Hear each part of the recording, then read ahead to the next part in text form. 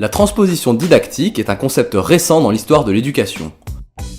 C'est un processus qui consiste à transformer un objet de savoir en objet enseignable. Il s'agit de convertir des connaissances dites savantes, qui proviennent du monde scientifique, en connaissances à enseigner dans un cadre scolaire par exemple.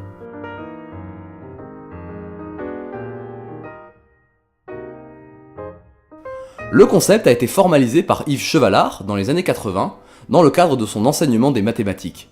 En se posant la question de l'utilité des savoirs, il montre que les connaissances à acquérir pour ses élèves ne sont pas les mêmes que les connaissances théoriques telles qu'elles sont formulées par les chercheurs.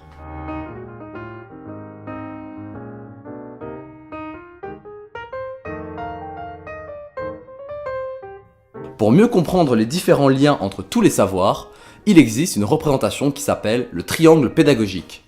Développé par Jean Housset, il s'agit d'un triangle liant l'enseignant, les élèves et les savoirs. Ces trois éléments sont en relation les uns avec les autres, et si l'un des trois côtés est négligé, alors l'apprentissage est déséquilibré. Les sciences de l'éducation s'intéressent donc à chaque relation, qui correspond ainsi à une discipline spécifique. Les liens d'apprentissage entre l'enseignant et les élèves relèvent de la pédagogie, ceux entre les élèves et leur savoir sont décrits par la métacognition, et enfin, les liens entre le savoir et l'enseignant renvoient à la didactique. Deux phases peuvent être distinguées dans le processus de transposition didactique, une phase externe et une phase interne. La transposition externe concerne tous les choix opérés avant l'enseignement en lui-même. On l'a dit externe puisqu'elle a lieu à l'extérieur de la classe. Il s'agit du choix des domaines à enseigner ou encore du contenu de l'enseignement. La transposition interne, quant à elle, prend en compte le facteur humain dans l'enseignement. Par exemple, les attentes du professeur et des élèves, la compréhension personnelle que chacun a des connaissances. Cette transposition est généralement réalisée par l'enseignant qui donne le cours. À l'école, c'est la différence entre le programme officiel et ce qui est réellement discuté dans la salle de classe. Aujourd'hui, ces deux aspects de la transposition didactique font partie des grands enjeux de l'éducation nationale. En effet, tous les enseignements doivent passer par une phase de réflexion didactique externe pour la mise en place d'un socle commun de connaissances.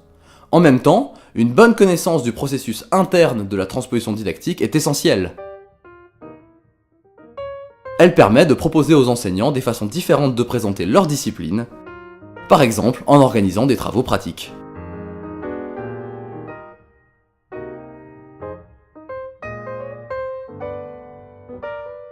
La transposition des savoirs savants en savoirs enseignables est particulièrement importante pour des disciplines où la différence entre ces savoirs est floue.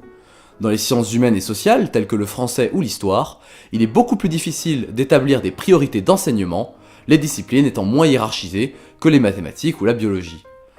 Dans le cas des mathématiques, par exemple, il est fondamental de connaître certaines règles pour pouvoir ensuite faire des opérations plus complexes, alors qu'en français, il est plus difficile de déterminer quelle période littéraire étudier en priorité. Si la pédagogie est aujourd'hui au centre de tous les débats et des préoccupations, il ne faut donc pas oublier l'importance du processus didactique. Ce processus est devenu de plus en plus nécessaire avec l'augmentation exponentielle des connaissances scientifiques. Il faut donc trouver de nouvelles façons d'ordonner les multiples savoirs afin de mieux les transmettre et les relier les uns avec les autres.